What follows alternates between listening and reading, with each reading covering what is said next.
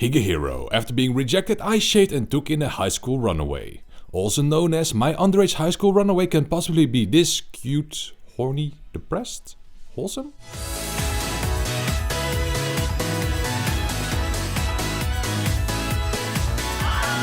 Well, this show is about a high school runaway that ran away from her home in Hokkaido all the way to Tokyo. On her way to escape her home trying to find a place to sleep, the high school girl decided that the smartest way to get a roof over her head was to sleep with random men.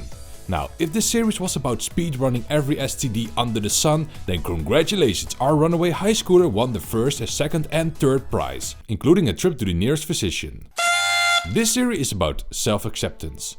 Do you accept yourself enough that your presence might be a reward enough for the other person? Do you accept yourself not to see the positive effects another human has on you? Do you accept yourself after rejecting the guy you love because you thought it was the right game plan? Or accepting yourself because you really want that dick? Oh, and if you did not know, this show is like borderline and harem series.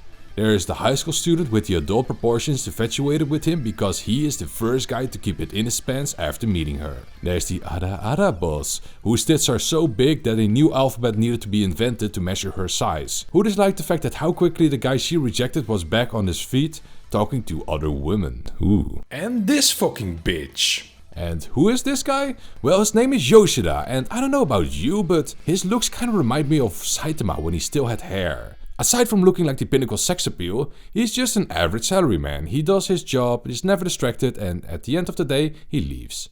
Until he finds a runaway girl on the side of the street and decided not to have sex with her and disciplines her into being a proper housewife. Wait, what? No, it's actually tries and succeeds in being wholesome, with the girl Seiyu thinking her only worth is her body, while Yoshida tells her that a girl that cleans up so a guy doesn't need to after long days of work is something way better than sex. But it's not just wholesome rom-com every episode, hell, according to Mel, it's not even a com. But Seiyu still had problems with his self-worth.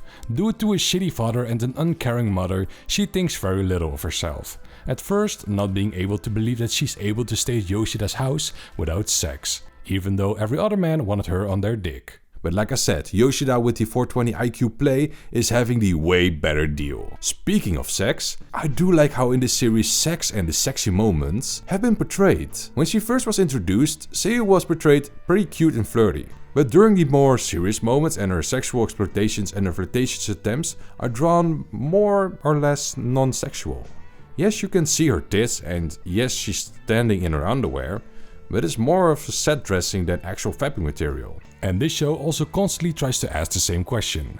Is it okay to pick up girls under a lamppost? The characters say yes, the author says no, while the main character says yes. With an asterisk the size of Venus. Just don't fuck her, no matter what you do. Don't fuck her. I don't care what happens, just don't fuck her.